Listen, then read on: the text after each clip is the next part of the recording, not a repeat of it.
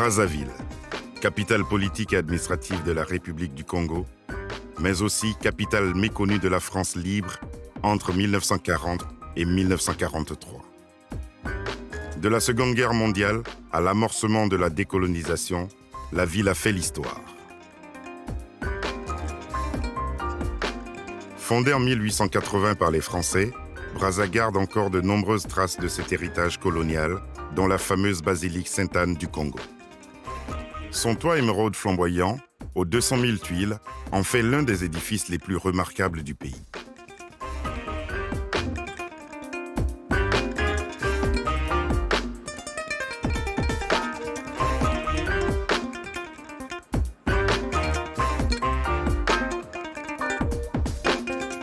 Ville de 1,8 million d'habitants, située sur les rives du fleuve Congo, Brazzaville fait face à Kinshasa, la capitale du grand voisin, la République démocratique du Congo. Attention, ne pas confondre le Congo-Brazzaville avec la RDC voisine. Deux choses séparent ces deux pays et leurs deux capitales, qui sont les plus rapprochées au monde, le fleuve Congo et l'histoire. Pour mieux comprendre cette situation, nous retrouvons sur la corniche Joseph Zidi, historien et enseignant à l'université de Brazza. Nous sommes en face de Kinshasa, la ville située sur la rive gauche du fleuve Congo. Et du côté où nous sommes, c'est Brazzaville, la ville située sur la rive droite du fleuve Congo. Et l'histoire de ces deux pays, particulièrement de la République du Congo, tourne donc autour de ce fleuve que nous avons en face. L'histoire en fait de l'Afrique centrale et peut-être de l'Afrique a été décidée autour de ce fleuve. C'est à cause du contrôle du fleuve Congo qu'il y a eu justement la convocation de la conférence de Berlin. En 1885, la conférence de Berlin marque et organise le partage de l'Afrique par les colonisateurs européens. 3 pays se disputent le fleuve. Le Portugal obtient l'actuel Angola, la Belgique, la République démocratique du Congo, anciennement Zaïre, et la France, la rive gauche du Congo ou République du Congo. Si l'histoire coloniale a divisé la région et toute l'Afrique, ici les autorités ont pourtant décidé d'y apporter une visibilité inattendue. La naissance de Brazzaville, c'est une belle histoire qui commence avec les explorations de Pierre Savorgnan de Brazza. Chose étonnante et rare, en plein centre-ville, un lieu rend hommage à l'explorateur qui a ouvert la voie à la colonisation française en Afrique. Nous sommes au cœur de l'histoire de Brazzaville. C'est ici que Pierre Savorgnan de Brazza implanta le drapeau le 20 octobre 1880. Et ici, c'est le mémorial Pierre Savorgnan de Brazza. C'est l'édifice qui abrite ses restes mortels. Ce mémorial, inauguré en 2005, abrite depuis 2006 la dépouille de l'explorateur. Des hommages qui ont provoqué de vives polémiques dans toute l'Afrique. Le Congo a voulu être en phase avec son histoire et a demandé le transfert des restes de Brazza qui étaient à Alger pour Brazzaville, la ville qu'il avait fondée. En 1880, après avoir fondé Franceville au Gabon, de Brazza continue son périple sur le fleuve Congo, accompagné de son fidèle bras droit sénégalais, le sergent Malamine. Il propose au roi Makoko, le roi des Téké, de placer son royaume sous protection de la France. Il se rencontre donc avec le roi Makoko, sympathise, et il profite de cette amitié-là pour concocter un texte. Donc il rentre en France et il soumet ce texte-là au Parlement français, qui devient donc un traité. Il revient en 1889 et descend le fleuve Congo, fait connaissance d'un petit village qu'on appelle Mfwa, et en vertu du traité avec Makoko, prend donc possession des terres. C'est donc le petit village de Mfwa qui donnera naissance à Brazzaville.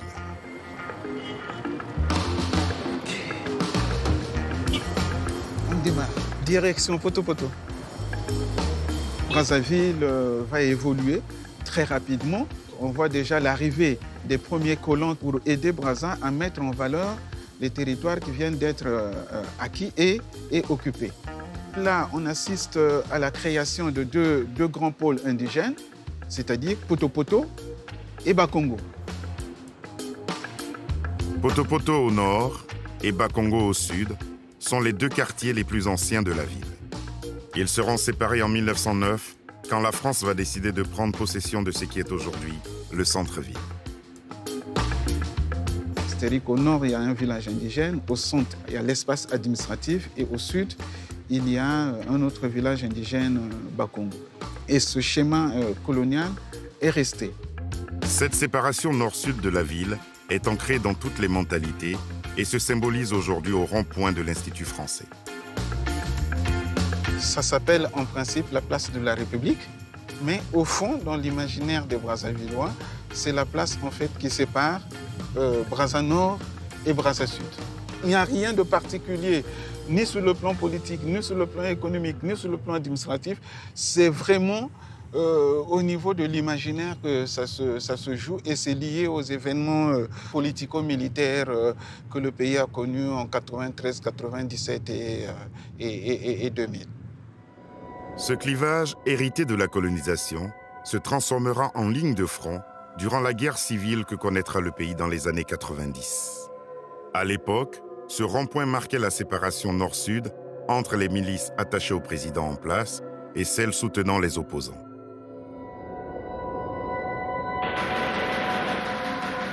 Le 5 juin 1997 débute 4 mois particulièrement sanglants pour la ville qui sera dévastée et vidée de ses habitants. Aujourd'hui encore, certains bâtiments gardent les traces de ces violents affrontements, comme ici, l'hôtel du port. Cette guerre, qui durera 6 ans, fera plusieurs centaines de milliers de morts. Si Brazzaville porte encore les stigmates de cette période douloureuse, d'autres monuments de la ville racontent une autre partie importante de son histoire. Dans le centre-ville, sur les rives du fleuve, l'ancienne demeure du général de Gaulle rappelle le rôle illustre qu'a joué la ville dans l'histoire française et africaine. Sur le square de Gaulle, la statue du général rend hommage à celui qui amorcera timidement l'émancipation des colonies lors du discours de 1944 qu'il tiendra à la conférence de Brazzaville. Et si de Gaulle était attaché à Brazzaville, c'est qu'elle fut sa capitale, celle de la France libre. Paris est occupé. Donc il a fallu bien se rabattre quelque part pour tout organiser. Et Brazzaville, justement, a servi de base pour organiser tout ça, non seulement en effort de guerre, mais aussi sur le plan politique. Durant ces années, de Gaulle y fera installer un centre de radiodiffusion qui émettra dans toute l'Afrique et voire jusqu'en France et aux États-Unis. C'est aussi par Radio Brazzaville que l'Afrique découvrira des artistes français comme Edith Piaf ou Tino Rossi. Et c'est par elle que la rumba deviendra populaire. La rumba, c'est la musique de chez nous, c'est vraiment important. La rumba, je l'écoute presque toute la journée. Hein.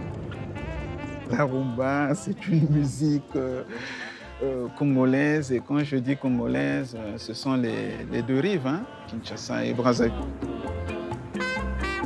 Aussi surprenant que cela puisse paraître, la rumba cubaine est originaire du Congo. Ce que l'on nomme aujourd'hui rumba puiserait en réalité ses origines dans les danses de fécondité du royaume Congo et s'appelait kumba, qui signifie danse du nombril. Lorsque les esclaves débarquent à Cuba il y a 5 siècles, le colonisateur espagnol supprime l'africanité de cette expression et la baptise rumba pour se l'approprier. Cette musique revient en Afrique dans les années 30. Elle est vite adoptée par les Congolais pour donner naissance à la rumba congolaise. La maison culturelle Bissona Bisso, située dans le quartier Makelekele, est un véritable conservatoire de la musique congolaise. Ouais, c'est bon. Blaise Concours, Franklin, oui, c'est le logo. Nous avons une importante collection de vinyles où nous avons la rumba congolaise, la rumba des deux rives, hein, parce que la musique, la rumba a été bercée par Congo-Brazzaville et Congo-Kinshasa. C'est cette musique-là qui est la plus proche de nous. C'est cette musique-là qui nous identifie. Comme chaque matin, Basile Massamba et son acolyte parcourent leur collection de vinyles pour proposer une sélection à leurs clients. C'est bon, là, j'ai Pamlo. Pamlo, numéro 1, africain. Mais moi, plutôt, je trouvais les bantous de la capitale. Et nous essayons de préserver ce patrimoine-là. C'est beaucoup plus pour la postérité, de telle sorte que ceux qui viendront après nous sachent les parcours, les influences de la rumba et voilà, sachent la recadrer et l'identifier en tant que patrimoine culturel du Congo-Brazzaville. D'accord. Je pense qu'avec ce que le pays a connu, ce que la ville a connu, ça a donné quand même du fil à retordre à cette industrie, à ce patrimoine-là de mieux s'exprimer. La rumba, je pense qu'en cette période-là, a connu un grand recul. Et voilà, quand une société est bouleversée, je pense que la culture en est touchée. C'est ce phénomène-là qu'il faudrait déplorer. Aujourd'hui, c'est vrai qu'avec l'élan de paix, la reprise, je pense que c'est ce qui explique que les artistes reprennent un peu le goût de faire revivre l'identité culturelle qui est la nôtre, de telle sorte que cette identité-là s'exprime à travers la musique, à travers la rumba et d'autres genres musicaux que les jeunes pratiquent aujourd'hui. Ici, les disques ne sont pas à vendre. On vient écouter la rumba d'hier et d'aujourd'hui pour éventuellement repartir avec une copie sur une clé USB. Véritable pont entre le passé et le présent pour les jeunes générations. Grace et Jojo sont deux jeunes musiciens du quartier. Ils viennent souvent ici pour découvrir leurs illustres prédécesseurs. Recevoir des jeunes, échanger avec eux, c'est ce que nous attendons le plus. Bon, ici, ce lieu est considéré comme un manoir. Ici, on retrouve presque tous les anciens qui ont fait que la musique congolaise y soit. C'est grâce à eux aussi, aujourd'hui, nous aussi, nous sommes une nouvelle génération de la musique. Je vais vous faire écouter les bantous de la capitale, un morceau vraiment emblématique. Vraiment. La musique des bantous de la capitale, ici au Congo-Brazzaville, elle sonne comme des hymnes. C'est pas étonnant qu'on jouait un morceau des bantous de la capitale des années 60. C'est comme si le morceau n'a été fait que hier.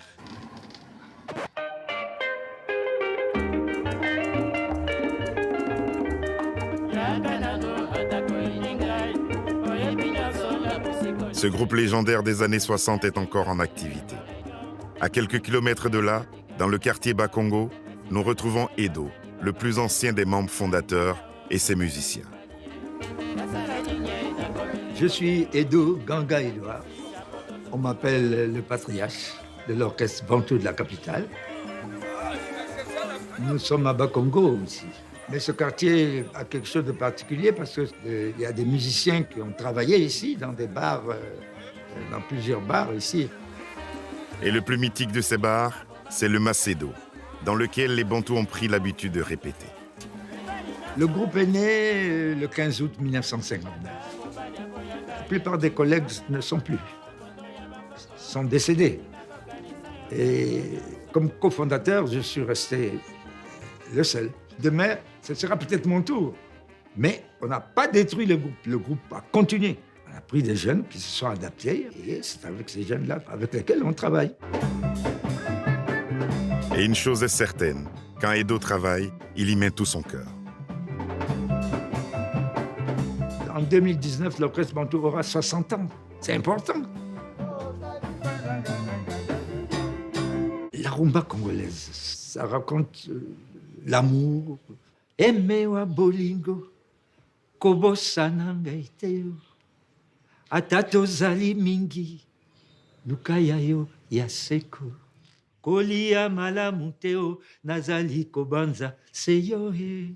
Odi aimé wa bolingo, mama yanga na yo sukate. Je dis, aimé,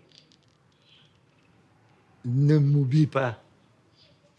Même si nous sommes nombreux, tu dois compter sur une seule personne. Mais moi, je ne dors pas. Je t'aime. C'est l'amour.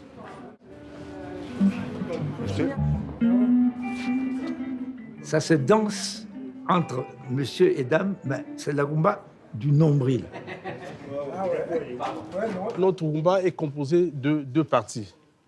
La toute première, c'est un tempo assez lent, toujours dans le système 4-4. C'est-à-dire vous avez 1, 2, 3, 4. Donc c'est un tempo assez lent. Et après la deuxième partie, nous augmentons le tempo toujours dans le 4-4, mais avec un tempo plus élevé. Bon, il arrive souvent qu'on mette une intro tout au début, hein, avant que la chanson commence, par exemple.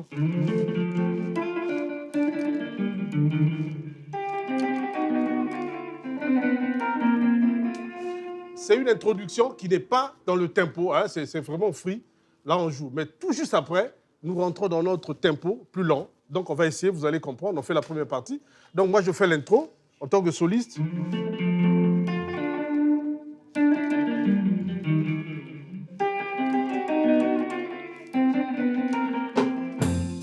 Là, on est 1, 2, 3, 4. C'est la première partie. Et puis, le chant va intervenir là tout de suite. Alors, on peut essayer, les gars. 1, 2, 3. Là, on est à 4, 4.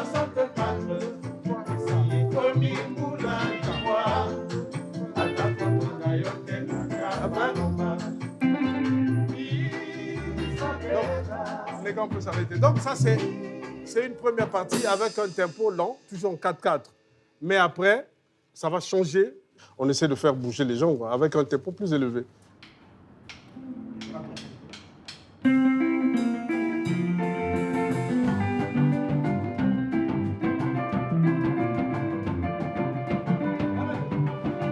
Et c'est cette partie rapide de la rumba qui donnera naissance au soukous et au coupé décalé, joués par les jeunes dans toute l'Afrique.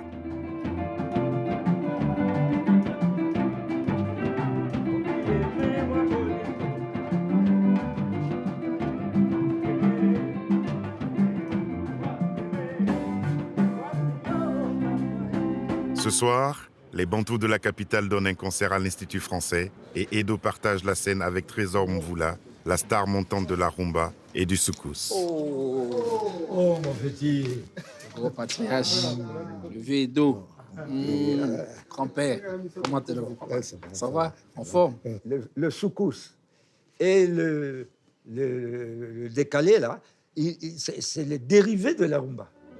Pour moi, la rumba, c'est une école, c'est la base de notre musique. Donc, je suis né dans ça. C'est notre identité, au fait. Parce que la rumba, c'est une musique que nos anciens nous ont laissée. La différence entre ma rumba et la rumba peut-être de Bantous, il n'y a pas une grande différence, au fait. C'est toujours la même rumba, c'est les mêmes notes. Mais ce que j'apporte, c'est peut-être mon nouveau style, mon écriture, et puis ma façon aussi de chanter peut-être.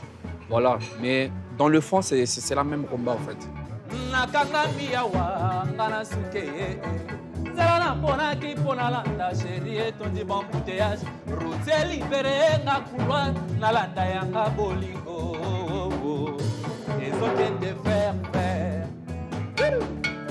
Direction aéroport, aïe, on a nia kokangelanga joli. Ayibi bomo inanga nyonso, akenango moseka, chauffé ngaye, joli et toka démarrer ngaye, accélérer. Ça me plaît de travailler avec les jeunes. Ça me fait plaisir que des jeunes suivent nos traces. Je pense que Trésor Mvula va aller très loin.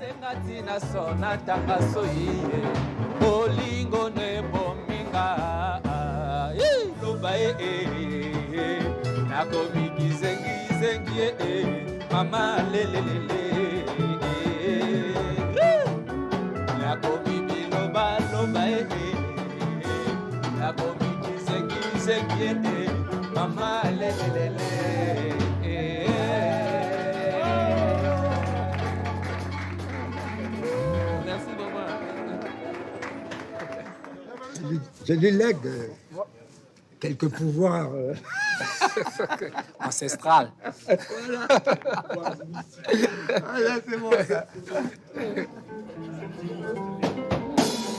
Mama gozine, mama lobelanga nini ye osalanga pona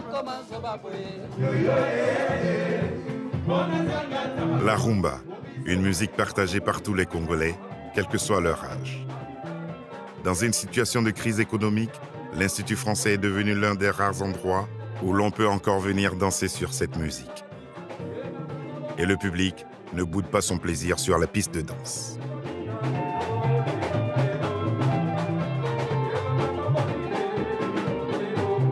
La musique apporte beaucoup, hein, surtout ici à Brazza. Ça apporte beaucoup, la gaieté, la joie. Ça a été formidable. Et les Bantous, malgré ceux qui sont partis, les gens qui sont partis, l'orchestre Bantou existe. Vraiment, vraiment, il faut féliciter cet ensemble-là qui s'affilie avec les jeunes. Et puis c'est pour rehausser le niveau de la culture et la musique congolaise.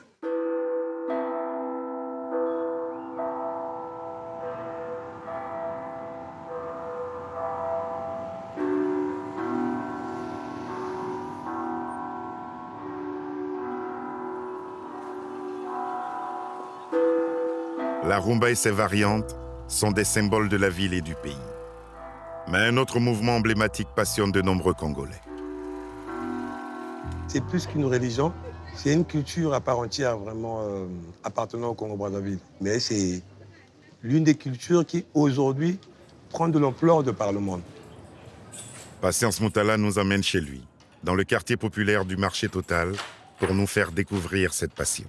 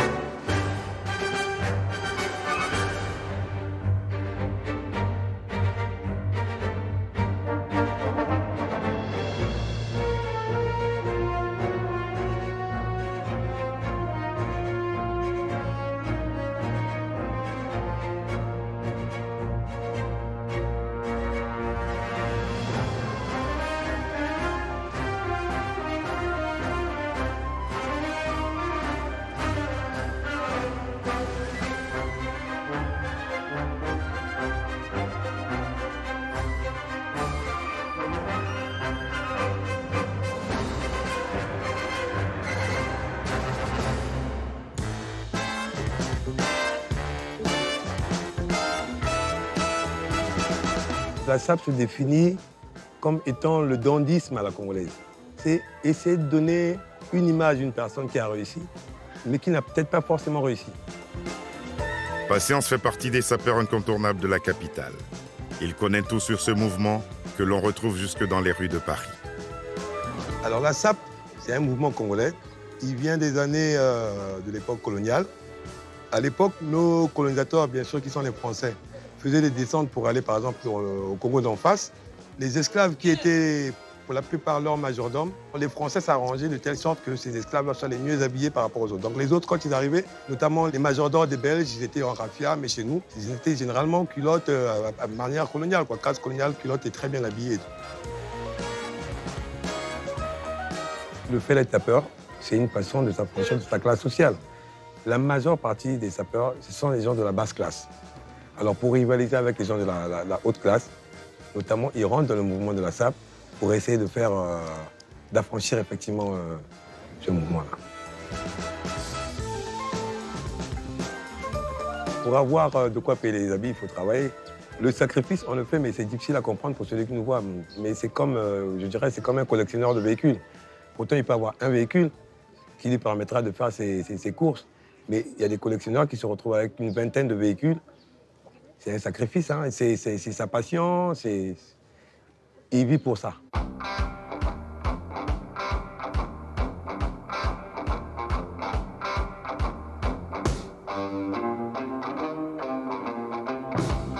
Je fais partie d'un collectif appelé les Diables Rouges de la SAP, qui est aujourd'hui le collectif le plus en vue, sinon le plus populaire, pas de Brazzaville, mais du Congo. Et quand les Diables Rouges de la SAP se retrouvent, c'est pour faire l'arche. L'arche, c'est le fait de marcher en groupe. Direction le bar d'Egui, le lieu incontournable des sapeurs. Pour cela, ils empruntent l'emblématique avenue Matsua, du nom de l'un des pionniers de la SAP à Brazzaville. Le week-end, des sapeurs viennent de toute la ville pour confronter leur style. Et quand ils arrivent au bar, ils doivent être remarquables et remarqués. Il faut chercher donc une technique d'entrée. Une fois qu'on a l'attention des gens, on se disperse et puis on fait nos diatances.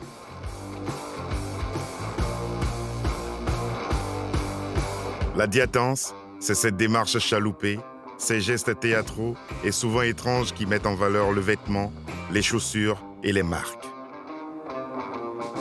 Quand on est dans l'arène, on a cet esprit créatif, s'il faut dire.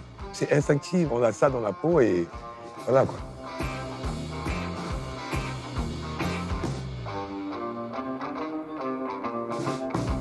C'est une forme de théâtre, mais en tout cas, c'est un show. Dans cette confrontation de style, ni vainqueur, ni vaincu. Juste des hommes et des femmes fiers de leur allure.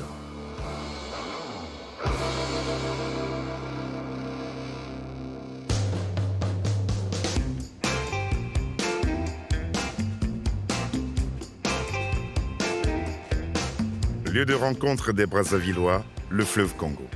Long de près de 4700 km, il est le plus grand fleuve d'Afrique après le Nil et le plus puissant au monde après l'Amazonie. Son seul nom a fait rêver des générations entières d'aventuriers.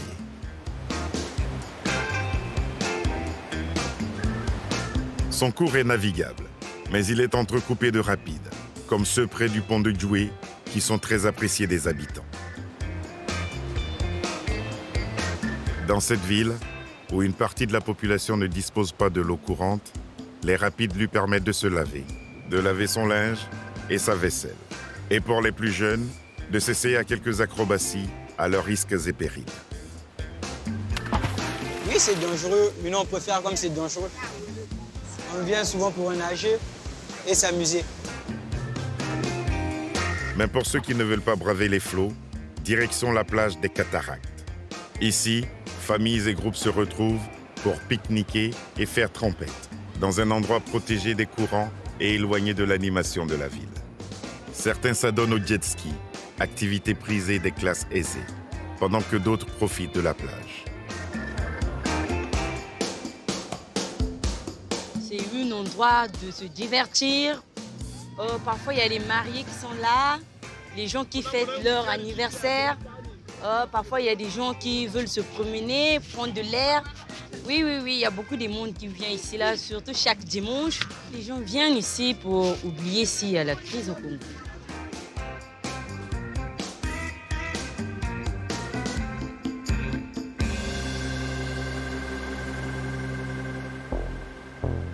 Dans un Congo qui peine à sortir de la crise, la pêche reste de loin la principale activité autour du fleuve.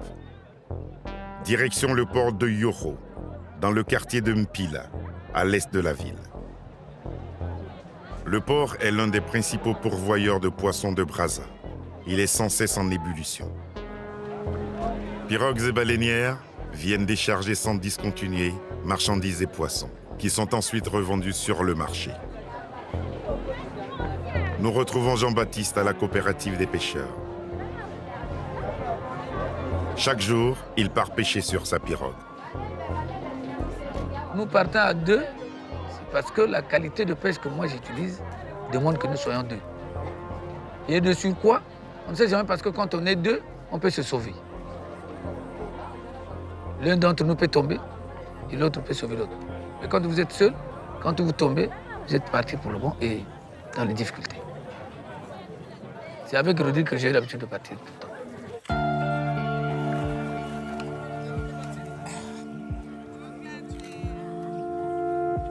Vous savez, sur le fleuve, il y a d'abord un paysage. Et ensuite, ce que je veux dire que je suis libre, au fait. Et quand je viens au fleuve, je m'éloigne un peu du bruit. Je m'éloigne aussi de la crise. Brazzaville a des endroits pollués. Ici, je ne sens pas l'odeur de ce que je sens à Brazzaville.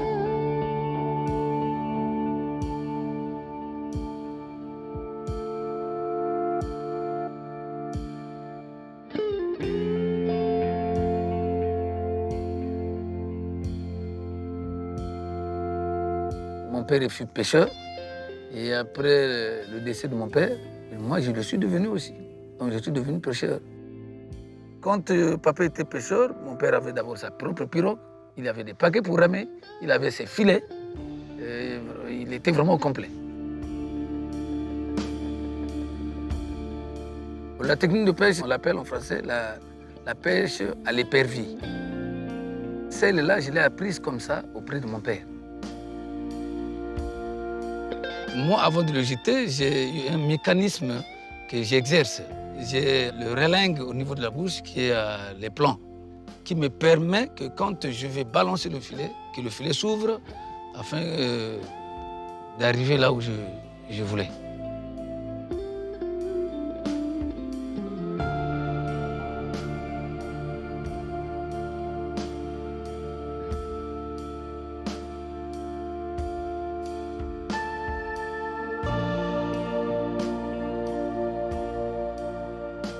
Quand nous étions avec papa, nous partions à la pêche, il y avait de ces endroits que papa connaissait et me disait toujours quand on avait besoin de telle espèce de poisson. On savait là où il fallait partir pour capturer cette espèce de poisson. Et c'est pas comme aujourd'hui, on n'a plus ces endroits-là. Nous parlons de changement climatique, par exemple. Tel que nous sommes là aujourd'hui, à ce stade, tel que nous sommes à ce milieu, il n'y avait pas un banc de sable là-dessus. Ici, quand nous grandissons, ici, c'était pratiquement le passage des bateaux. Oui, parce que c'était des endroits très profonds et des endroits qui avaient de la boue qui permettaient à certaines espèces de poissons d'y vivre. Et quand le sable arrive, cet endroit devient improductif, quoi.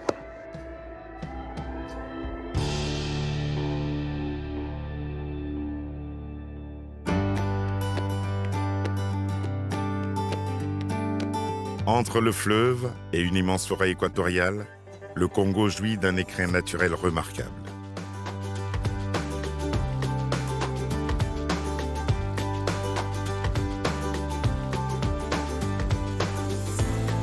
Une nature que l'on retrouve jusqu'au cœur de la ville, où la végétation est luxuriante, les jardins publics taillés au cordeau et où les pépiniéristes occupent chaque coin de rue.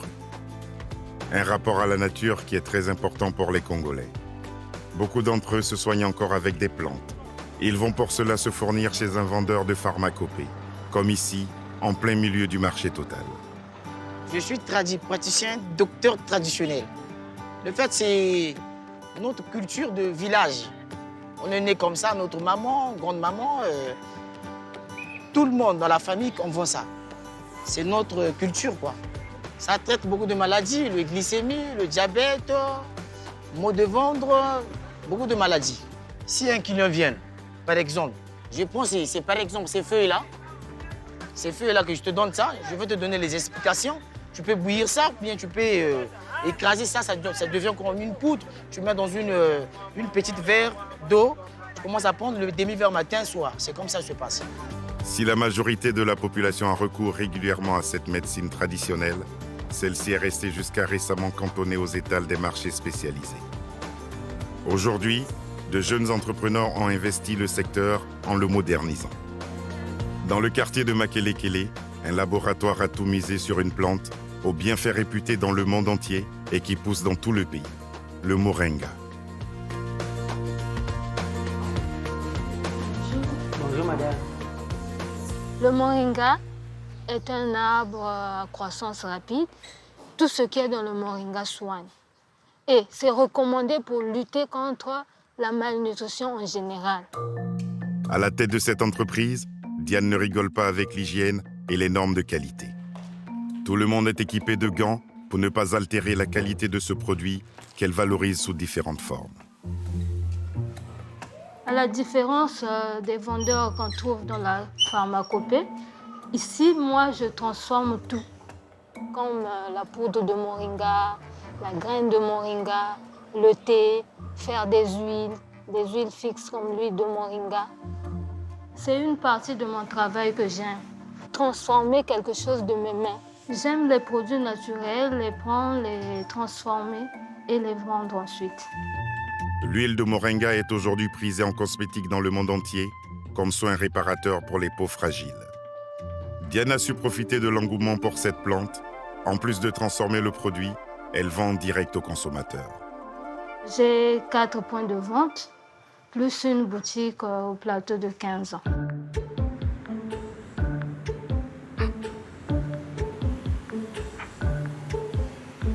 Elle retrouve dans sa boutique Marguerite Ambe son mentor, qu'on appelle ici la maman du moringa. Ah, Diane, comment ça va? Ça va très bien. Voilà, ben, je t'attendais. Hein. Moi, je suis venue voir un peu comment les produits de moringa dans la boutique, vraiment, si ça marche, ça ne fonctionne pas. J'ai passé une année de stage auprès d'elle pour m'imprégner de la connaissance du moringa. Le moringa, ça m'a ouvert beaucoup de portes parce que c'est un produit phare dans ma boutique. Quand les gens entendent le mot moringa, ça attire en fait de la clientèle parce que beaucoup de gens en parlent et les gens savent que c'est un produit qui a beaucoup de vertus.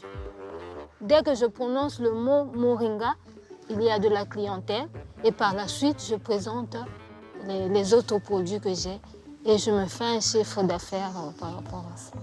Je prends combien de cuillères?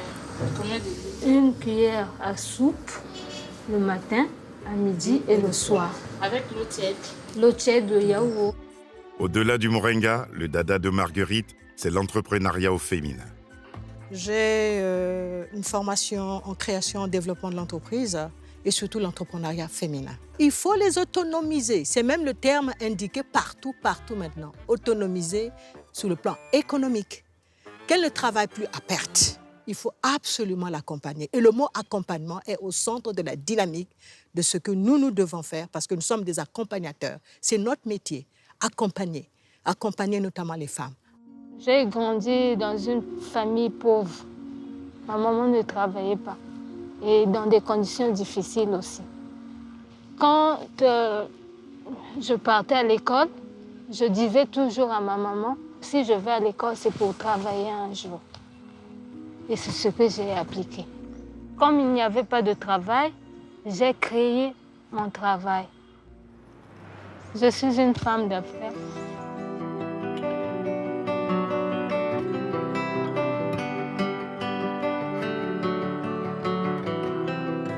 Si aujourd'hui Diane est une femme d'affaires, c'est grâce au moringa et avec l'aide de Marguerite. Face au succès, elle doit trouver désormais de nouvelles manières de s'approvisionner. L'occasion pour elle de développer l'activité auprès d'autres femmes. Avec Marguerite, elles vont tenter de convertir au moringa les maraîchères du jardin d'essai de Brazzaville. Quand vous regardez par exemple en milieu rural, c'est 70% de ces femmes qui produisent dans le secteur agricole au Congo. Donc elles nourrissent effectivement les populations. Voilà. Mais elles le font, mais à perte. Et c'est là où notre métier a de l'importance. C'est de la réveiller, de dire, tiens, il faut que tu sois autonome, ça veut dire que tu travailles pour que tu vives décemment. À Brazzaville, il y a vraiment un potentiel des femmes qui entreprennent, qui ont besoin effectivement d'être accompagnées. Et le moringa, pour nous, c'est un exemple de secteur où elles peuvent entreprendre et vraiment gagner de l'argent, s'autonomiser, voilà, et réussir justement leur vie. Bonjour. C'est cet arbre-là. Vous êtes aussi d'ici. C'est le moringa. Vous êtes d'ici, s'il vous plaît, monsieur. Vous travaillez ici? Vous travaillez ici. Oh, mais ça c'est très intéressant. C'est le moringa. Très intéressant. Nous sommes dans une zone maraîchère à Brazzaville et ici il y a au moins 40 femmes qui effectivement sont dans le maraîchage.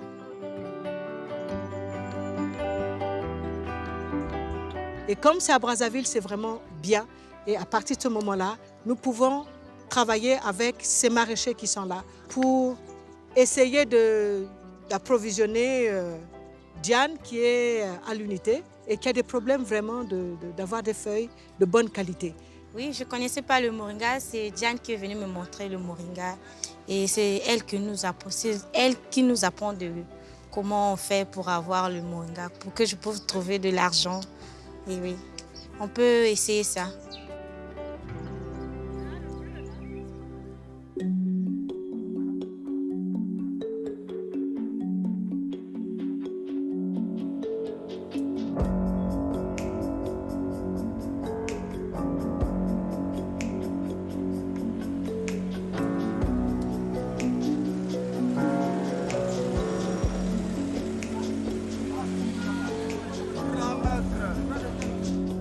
Je suis un sportif congolais.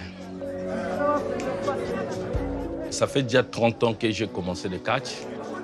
J'ai fait 5 ans de lutte. Après 5 ans, je suis devenu catcheur. J'aime les fétiches. Le fétiche, c'est la magie africaine. Ils ont combien? Ils ont combien? Il y a même 3 000. Oh, quel 3 000 francs. Kangambo. 3 000 francs, c'est trop. Quand tu te prépares pour le combat, tu dois d'abord aller au marché, aller partout pour acheter le truc. La cola, munjonjo, plus le tabac, le biscuit, le pain, tout ça là pour invoquer. Parce qu'avant de te battre, il faut que tu te prépares d'abord. Mbote. Oh, maître. Comment? Ça va, maître. Ah, naïka ka posomba babiloko na biso tela kaka na nazo préparer moi combat moko awa. On est au marché Wenze. Je suis venu acheter le truc, mes trucs à moi, le truc fétiche là. Donc c'est pour cela que je regarde mes trucs à moi, que j'achète et c'est là. Ça là, c'est bois sacré, un bois fort et vraiment c'est puissant. Le bois là, c'est puissant. J'utilise ça aussi. Ça là pour néantir adversaire. Donc j'achète ça aussi, c'est très important. On appelle ça notre patois Nzozanungu, donc le petit piment. Ça c'est la première étape de notre catch congolais, fétiche. Donc ça c'est la première étape que j'achète les trucs pour aller faire les fétiches. Ah merci. Bon, donc là, bon. Ciao. Maître. Okay. Moi avec mes fétiches à moi Palmacia, étant que champion de Brazzaville, je peux taper tous les catcheurs américains, je suis sûr.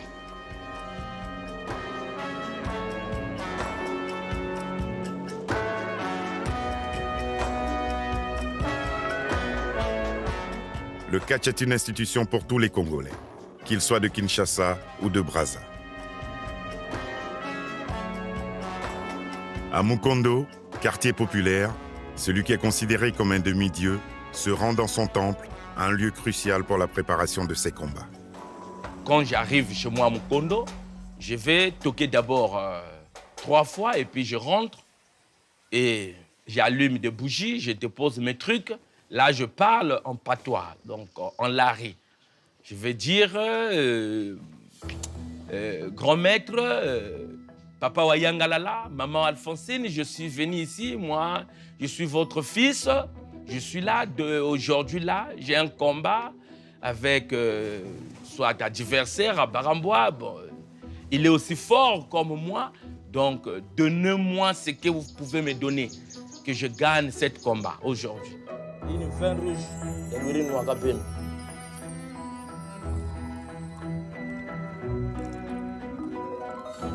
Voilà.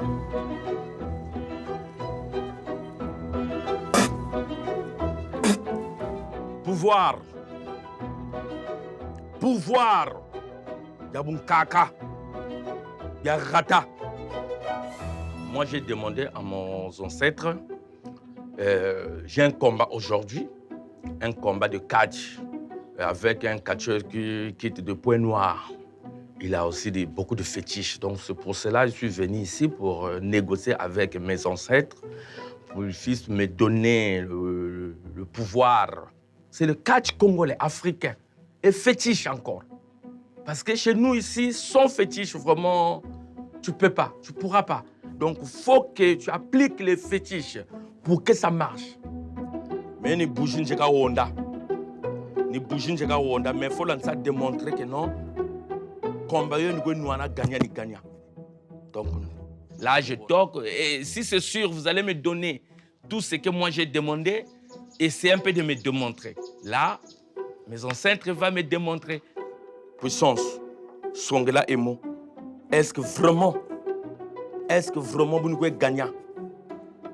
Chikani gagnako, kunamisando. Katala buni gagna, namisa. J'attends qu'ils allument le feu. Si ça ne marche pas, donc là, merci beaucoup. Je ne dois pas gagner. Vraiment merci. Mais si ça allume, là, c'est bon. Je suis vraiment très sûr, très fier même de moi je gagne cette combat. Yandi Dia Songele, c'est bon. Vous n'y gagnez. Mais Ngeshidi, est-ce que vous n'y gagnez?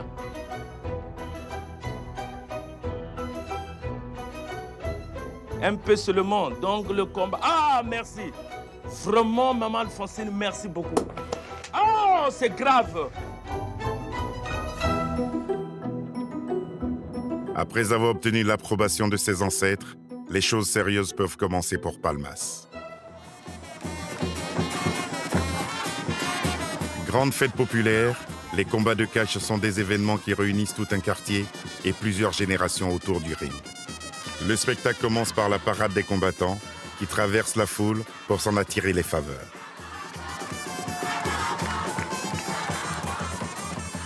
Lui, il s'habille bizarrement parce que lui porte tous les fétiches. Or que moi, je suis simple, je porte seulement les shorts, c'est tout. Mais or que lui, il porte tout. Il amène tout pour m'intimider. Quoi qu'il en dise, Palmas ne fait pas non plus dans la sobriété. Il y a beaucoup de trucs que j'aime. Le fétiche, faire danser les gens. Je peux te taper un coup de poing dans le vide et tu tombes. Tu peux allumer le feu sur la tête. Je fais tout.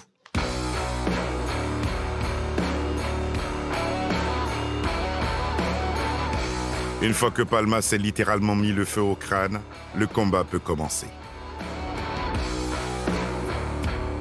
Quand tu rentres là, sur les rings, directement j'invoque. Là, moi, je respire. Je vois nos esprits comme ça là.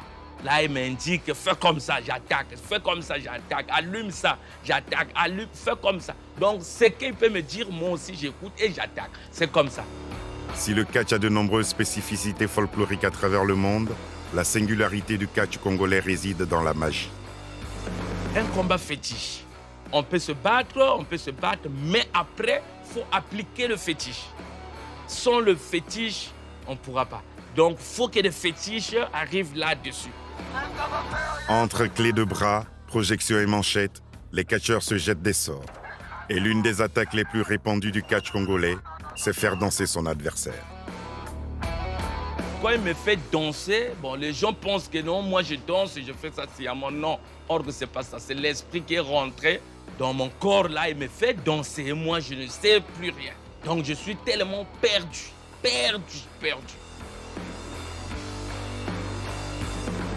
C'est la magie africaine.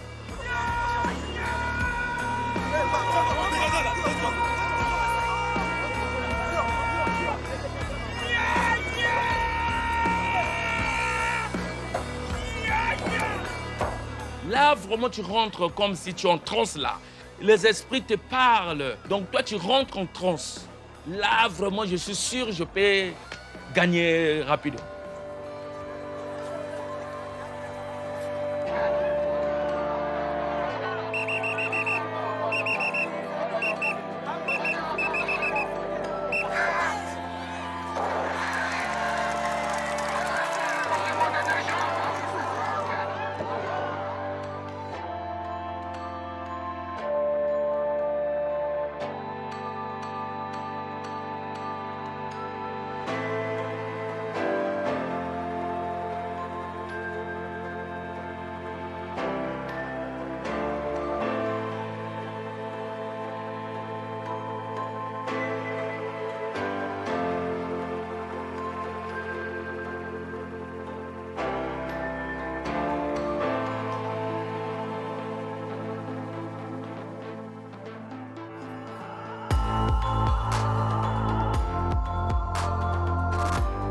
Brazzaville est restée une ville historique depuis la présence de De Gaulle, la conférence de Brazzaville. Mais 97, c'est une période douloureuse, mais il y a comme une énergie ambiante qui permet aux gens de reprendre vie et de dépasser en fait tout le discours politique pour reconstruire le vivre ensemble. Et pour la ville de Brazzaville, je veux souhaiter que les gens viennent en aide d'abord aux pêcheurs. Parce que quand les pêcheurs capturent le poisson, ça fait vivre le monde qui est dans la ville de Brazzaville. Et si le monde vit paisiblement, surtout dans la paix, je pense que la vie est très très belle à Brazzaville. la musique fait partie d'un outil qui peut servir à la diversification de l'économie, que la musique congolaise peut faire aussi qu'un pays se développe. Et Brazzaville doit continuer à garder cette flamme-là qu'elle a eu à développer dans les années 60. Brazzaville, il faut que ça éclate, musicalement parlant. Il faut qu'on parle de Brazzaville. Brazzaville, ma capitale, Brazza que j'aime, Brazza de toujours. La ville la plus accueillante du monde. J'exhorte à tout étranger de venir voir notre belle ville et de venir voir les sapeurs, bien sûr. Vive la SAP. Check.